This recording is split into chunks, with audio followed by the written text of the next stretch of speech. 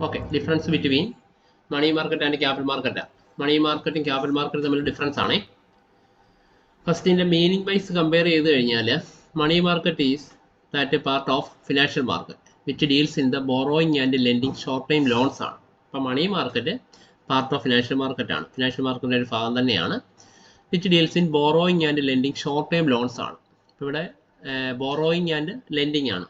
എന്താ short time ലോണുകൾ ബോറോയിങ്ങും ലെൻഡിങ്ങുമാണ് money market കൂടുതലും ഡീൽ ചെയ്യുന്നതെന്നാണ് പറയുന്നത്. എന്നാൽ capital market is the financial market where long term funds are raised and financial assets such as shares, debentures or bond are marketed. അപ്പോൾ ഇവിടെ capital market എന്ന് പറഞ്ഞാൽ financial മാർക്കറ്റാണ്, പക്ഷേ അത് ലോങ് ടൈം ഫണ്ടുകൾ റേസ് ചെയ്യുക, ഫിനാൻഷ്യൽ അസറ്റുകൾ ഡീൽ ചെയ്യുക, അങ്ങനെ രീതിയിലാണ്. ഷെയർസ്, ഡിബഞ്ചേഴ്സ്, ബോണ്ടുകൾ, ഇതൊക്കെയാണ് ക്യാപിറ്റൽ മാർക്കറ്റ് ഡീലിംഗ് എന്ന് പറയുന്നത്. ഇതിൻ്റെ റെഗുലേഷൻ വൈസ് കമ്പയർ ചെയ്യുകയാണെങ്കിൽ money market is regulated by RBI ആണ്. മണി മാർക്കറ്റിനെ നിയന്ത്രിക്കുന്നത് RBI ആണ്. എന്നാൽ ക്യാപിറ്റൽ മാർക്കറ്റിനെ റെഗുലേറ്റ് ചെയ്യുന്നത് സെബി ആണ്. നമുക്കറിയാം സെബി റെഗുലേറ്റ് ചെയ്യാനുള്ള കാരണം സ്റ്റോക്ക് എക്സ്ചേഞ്ച് ആണ്. അപ്പോൾ സ്റ്റോക്ക് എക്സ്ചേഞ്ച് റെഗുലേറ്റ് ചെയ്യുന്നത് സെബി ആണ്, securities exchange board of India ആണ്. ഇതിൻ്റെ ഡ്യൂറേഷൻ പോയിന്റ് ഓഫ് വ്യൂ നോക്കുകയാണെങ്കിൽ മണി മാർക്കറ്റ് എന്ന് പറഞ്ഞാൽ ഷോർട്ട് ടൈം സെക്യൂരിറ്റീസ് ആണ് ഡീൽ ചെയ്യുന്നത്. എന്നാൽ capital market long time securities ആണ് ഡീൽ ചെയ്യുന്നത്. ഇൻസ്ട്രുമെന്റ് ബേസ് കമ്പയർ ചെയ്യുകയാണെങ്കിൽ മണി മാർക്കറ്റിൽ ട്രഷറി ബിൽസ്, കൊമേഴ്സ്യൽ പേപ്പർ ഇങ്ങനെയുള്ള ഇൻസ്ട്രുമെന്റ്സുകളാണ് അവിടെ ഡീലിംഗ് നടക്കുന്നത്. മണി മാർക്കറ്റിലാണ് ക്യാപിറ്റൽ മാർക്കറ്റിലാണ് main instrument are are shares, debentures, bond. Okay, അടുത്ത നേച്ചർ വൈസ് കമ്പയർ ചെയ്യുകയാണെങ്കിൽ money market is informal in nature ആണ്.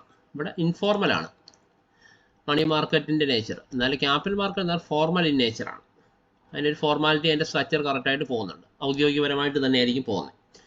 ഇതിൻ്റെ പാർട്ടിസിപ്പൻസ് നോക്കിയാൽ മണി മാർക്കറ്റിലെ RBI, commercial banks, financial institutions, ഇതൊക്കെയാണ് മണി മാർക്കറ്റിലെ പാർട്ടിസിപ്പൻസ്. RBI വരുന്നുണ്ട്, കൊമേഴ്സ്യൽ ബാങ്ക്സ് ഉണ്ട്, ഫിനാൻഷ്യൽ ഇൻസ്റ്റിറ്റ്യൂഷൻസ് ഉണ്ട്. എന്നാൽ ക്യാപിറ്റൽ മാർക്കറ്റിൽ financial institutions, bank, corporate entities, ഇവരൊക്കെയാണ് ഇതിലെ പാർട്ടിസിപ്പൻസ്.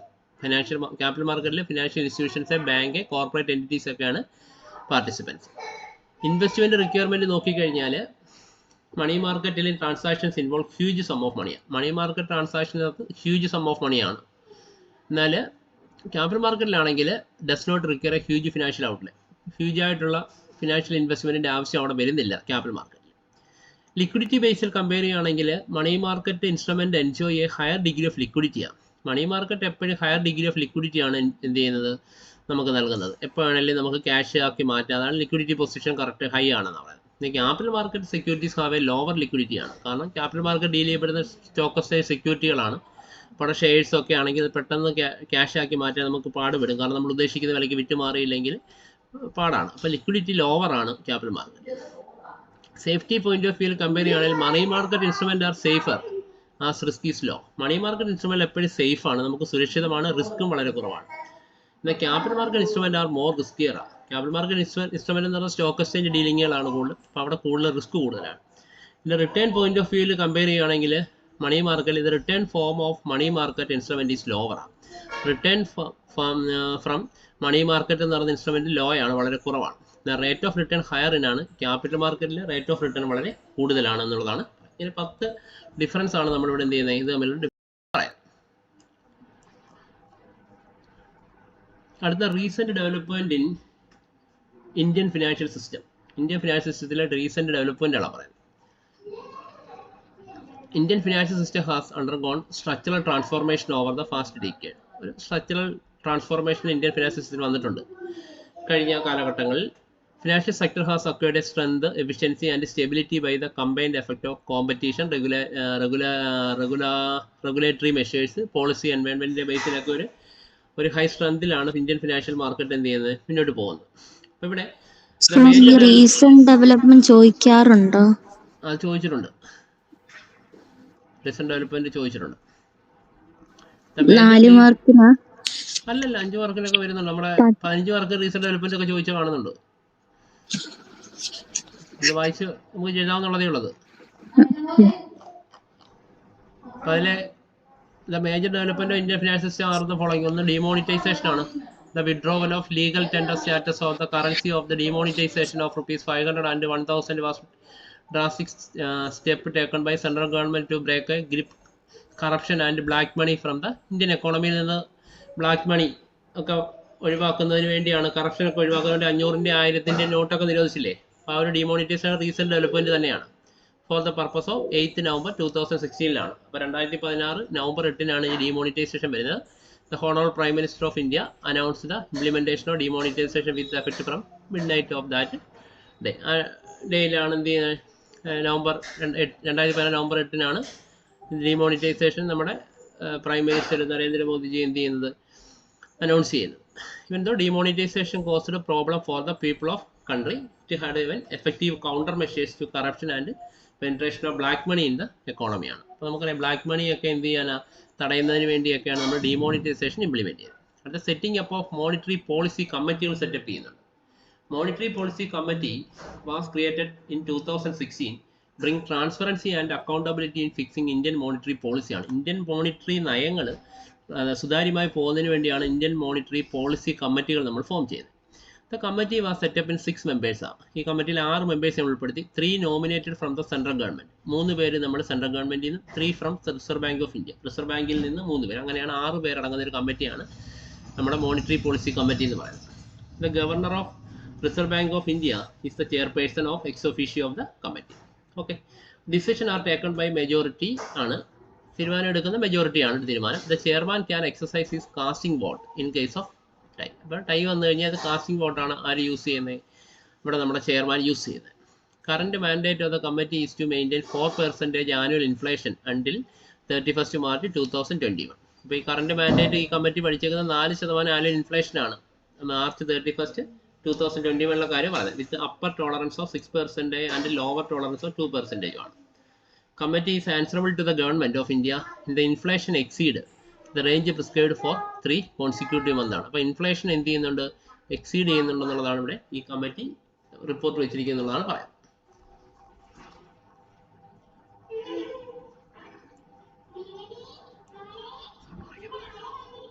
ഇനി GST ആണ്, goods and service tax.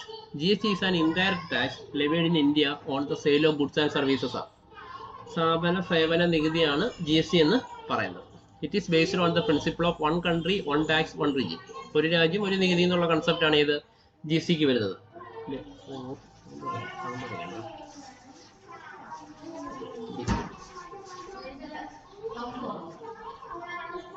The tax came into effect on July 1, 2017. July 1, 2017 ഇതിൽ ടാക്സ് നമ്മൾ ഇംപ്ലിമെൻറ്റ് ചെയ്തത്. ടാക്സിൻ്റെ ഈ പറയുന്ന GST ബില്ല് കൊണ്ടുവരുന്നത്. The tax replacer of VAT system, അതായത് വാല്യൂ ആഡ് ടാക്സ് എന്ന സിസ്റ്റം മാറ്റിയാണ് GST കൊണ്ടുവരുന്നത്. Levied by the central and state government. അപ്പോൾ ഇത് സെൻട്രൽ ഗവൺമെൻറ് സ്റ്റേറ്റ് ഗവൺമെൻറ് എന്ത് ചെയ്യുന്നുണ്ട്, നമുക്കിവിടെ GST കളക്ട് ചെയ്യുന്നുണ്ട്. Under the VAT regime there has been different taxes. നമുക്കറിയാം വാറ്റ് വരുന്ന സമയത്ത് പലതരത്തിലുള്ള ടാക്സുകളാണുള്ളത്, നികുതികളാണുള്ളത്. സർവീസ് ടാക്സ് ഉണ്ട്, സെൻട്രൽ എക്സൈസ് ടാക്സ് ഉണ്ട്, അഡീഷണൽ കസ്റ്റംസ് ഡ്യൂട്ടി ഉണ്ട്, സെൻട്രൽ സെയിൽ ടാക്സ് ഉണ്ട്, വാല്യൂ ആഡ് ടാക്സ് ഉണ്ട്, ലക്ഷറി ടാക്സ് ഉണ്ട്, എൻ്റർടൈൻമെൻറ്റ് ടാക്സ് ഉണ്ട്, ഒക്ട്രോയ് ഉണ്ട്. ഇങ്ങനെ പല ടൈപ്പ് ടാക്സ് വാറ്റിനകത്തുണ്ടായിരുന്നു. For all these taxes there had been separate department also. ഇതിനെല്ലാം സെപ്പറേറ്റ് ഡിപ്പാർട്ട്മെൻറ്റും ഉണ്ടായിരുന്നു. But under GST there are only 4 rates of taxes such as GST വന്നപ്പോഴത്തേക്ക് 4 ടൈപ്പ് മെയിൻ ടാക്സുകളേ ഉള്ളൂ. 5%, 12%, 18%, 28%. Imposed on the basis of essentiality of the products and there is only one department for its administration. അപ്പോൾ ഇതെല്ലാം കൂടെ deal ചെയ്യുന്ന ഒറ്റൊരു administration ഡിപ്പാർട്ട്മെൻറ്റിൻ്റെ ആവശ്യമേ ഉള്ളൂ എന്നുള്ളതാണ്. അപ്പോൾ 4 സ്ലാബാണ് GSTയിലുള്ള rate: 5%, 12%, 18%, 28%. GST is consumption based tax. GST എന്ന് പറയുന്നത് കൺസംപ്ഷൻ ബേസ്ഡ് ആണ്. Whereas VAT was production based system of tax വരും. അപ്പോൾ രണ്ടും തിരിഞ്ഞോണം, മനസ്സിലാക്കണം. GST എന്ന് പറയുന്നത് കൺസംപ്ഷൻ ബേസ്ഡ് ടാക്സ് ആണ്. എന്നാൽ വാറ്റ് എന്ന് പറയുന്നത് പ്രൊഡക്ഷൻ ബേസ്ഡ്, ഉൽപ്പാദനത്തിൻ്റെ സമയത്താണെങ്കിൽ, മറ്റേത് ഉപഭോഗത്തിൻ്റെ സമയത്താണ് എന്ത് ചെയ്യുന്നത്, നമ്മൾ GST കളക്ട് ചെയ്യുന്നത്. ഇത് വാറ്റ് പ്രൊഡക്ഷൻ ബേസ്ഡ് ആണ്. The tax rates rules and regulation are governed by the goods and service tax council. അതിൻ്റെ ടാക്സ് റേറ്റും ഇതിൻ്റെ റെഗുലേഷനും ഒക്കെ GST കൗൺസിലുണ്ട്, അവരാണ് തീരുമാനിക്കുന്നത്. Which comprise central finance minister and finance minister of all the state. ഇതിനകത്ത് ഈ കമ്മിറ്റിയിൽ അല്ലെ ഈ കൗൺസിൽ ആരൊക്കെയുണ്ട്? സെൻട്രൽ ഫിനാൻസ് മിനിസ്റ്റർ ഉണ്ട്, കേന്ദ്ര ധനകാര്യമന്ത്രി ഉണ്ടാവും, പിന്നെ അതാത് സ്റ്റേറ്റിലെ ധനകാര്യമന്ത്രിമാരോടാണ് ഉൾപ്പെടുന്നതാണ് ഈ കൗൺസിൽ എന്ന് പറയാം. GST is levied on all transactions such as sale, transfer, purchase, barter, lease or import of goods or service. അപ്പോൾ ഈ പറയുന്ന രീതിയിൽ, അതായത് വാങ്ങുക, വിൽക്കുക, ട്രാൻസ്ഫർ ചെയ്യുക, ലീസിന് കൊടുക്കുക, ഗുഡ്സ് ഇറക്കുമതി ചെയ്യുക, സേവനങ്ങൾ ചെയ്യുക, ഇതിനെല്ലാം നമ്മൾ GST കളക്ട് ചെയ്യും. ഇന്ത്യ അഡോപ്റ്റഡ് ഡ്യുവൽ GST ആണ്. ഡ്യുവൽ GST മോഡലാണ് ഇന്ത്യ അഡോപ്റ്റ് ചെയ്തേക്കുന്നത്. Here taxation is administrated by both the union and state government. കാരണം ടാക്സേഷൻ അഡോപ്റ്റ് ചെയ്യുന്നത് യൂണിയൻ ഗവൺമെൻറ്റും ഉണ്ട് സ്റ്റേറ്റ് ഗവൺമെൻറ്റും ഉണ്ട്. അതായത് സെൻട്രൽ ഗവൺമെൻറ്റും ഉണ്ട് സ്റ്റേറ്റ് ഗവൺമെൻറ്റും ഉള്ളതാണ്. Transaction made within a single state are levied with the central GST ആണ്, CGST ആണ്. അപ്പോൾ transaction made within a single state, ഇപ്പം ട്രാൻസാക്ഷൻ നടക്കുന്ന വിത്തിൻ എ സിംഗിൾ സ്റ്റേറ്റ് ആണെങ്കിൽ ലെവീഡ് വിത്ത് സെൻട്രൽ GST ആണ്, CGST ആണ്. And SGST state GST SGST ആണ്. അപ്പോൾ ട്രാൻസാക്ഷൻ സംസ്ഥാനം ഇവിടെ സിംഗിൾ സ്റ്റേറ്റിൽ ഒരേ സ്റ്റേറ്റിനകത്ത് തന്നെ നടക്കുന്നതെങ്കിൽ, ഇപ്പോൾ കേരളത്തിൽ ഉൽപ്പാദിപ്പിച്ച് കേരളത്തിൽ തന്നെയാണ് വിൽക്കുന്നതെങ്കിൽ അവിടെ ഈ പറയുന്ന ഡ്യുവൽ ടാക്സ് സിസ്റ്റം ആണ് പറയുന്നത്. ഏതാ? CGST SGST ആണ്. ക്ലിയർ ആയി പറഞ്ഞേ? കേരളത്തിൽ ഉൽപ്പാദിപ്പിച്ച് കേരളത്തിൽ തന്നെയാണ് എന്ത് ചെയ്യുന്നത്, അത് സെയിൽ നടക്കുന്നതെങ്കിൽ അവിടെ 2 GST വരുന്നുണ്ട്, CGSTയും SGSTയും.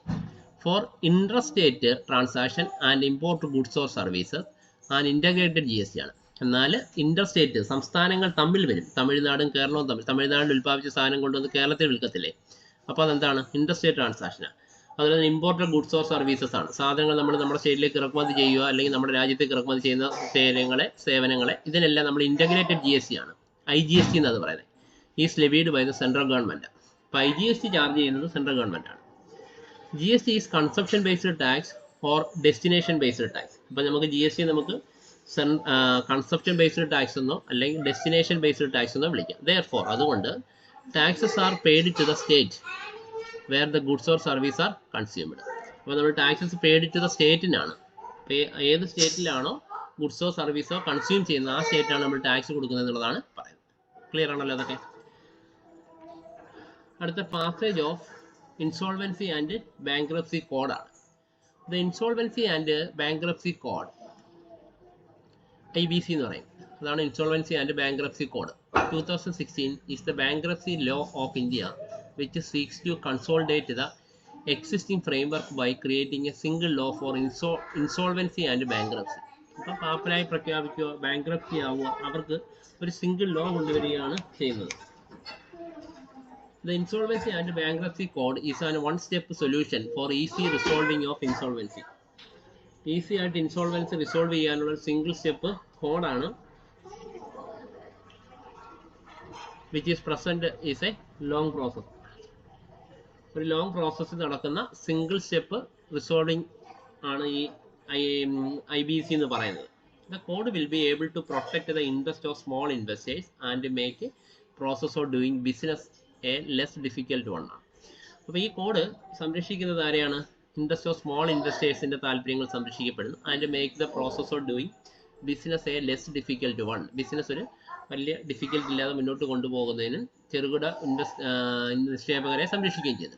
It would help to maximize the value of assets of corporate person. അപ്പോൾ ഇവിടെ കോർപ്പറേറ്റ് പേഴ്സൺസിൻ്റെ അസറ്റിൻ്റെ വാല്യൂ മാക്സിമം കിട്ടുന്ന രീതിയിൽ, അതുപോലെ തന്നെ പാർട്ണർഷിപ്പ്,